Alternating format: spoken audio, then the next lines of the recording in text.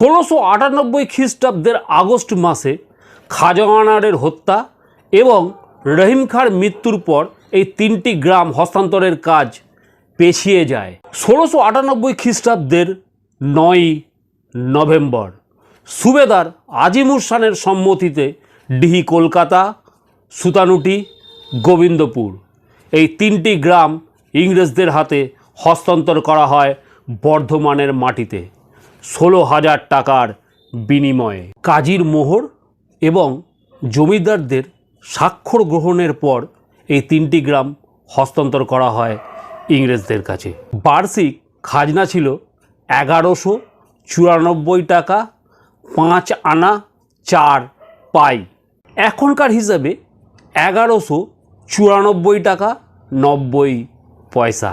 কাজেই বলা যায় বর্ধমানের মাটিতে বিদ্রোহ দমনকে কেন্দ্র করে এবং মুঘল শাসকদের অদূরদর্শিতায় এই মাটিতেই জন্ম নিয়েছিল ইংরেজ শাসনের বীজ।